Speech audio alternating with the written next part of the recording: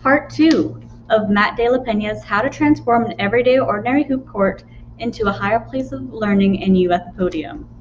The Fate of Your Hoop Development. For the past 3 years, you spent every free minute balling at an outdoor court down the street from your building, after school, after games, weekends, you name it. More nights you're still out there, putting up shots alone when the sun falls behind the ocean at the automatic park lights come flickering on, spilling that strange yellow half-light across the cracked concrete. Ball is like anything else. Pull enough hours, and your game's gonna blast off. Your jumper's now pure out to 25 feet, give or take. You've developed a little floater in the lane that leaves slow-footed big men falling. But that's your handle that sets you apart. Your quicks.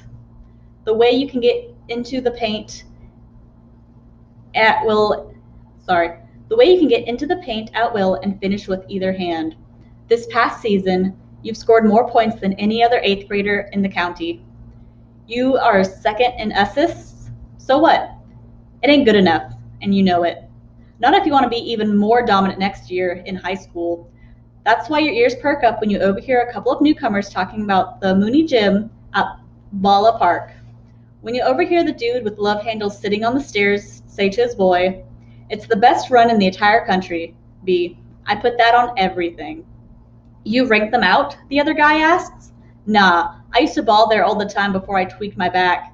If you can hang with them big boys at Moody, shoot, you can hang with just about anybody."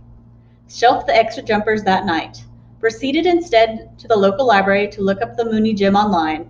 Type the address into Google Earth, and you discover it's right next to the Air and Space Museum your mom took you to and your sis back in the day. And at the Air and Space Museum, if your calculations are correct, isn't but 5 miles from your pop's job at the factory. Wander into the cramped living room after dinner that night. Work up the guts to describe for your old man the importance of competing against the best. You've outgrown your local run. It's time to put a foot in the deep end. So what if he doesn't even know the rules of the game? If all he does is sit there silently inside the TV, working on a toothpick in his teeth. "So what do you think, Pop?" "About what?" "Would it be cool if I went with you to work every morning so I can play some ball down there?" He looks at you suspiciously, and then he turned his back to the cop show with his toothpick.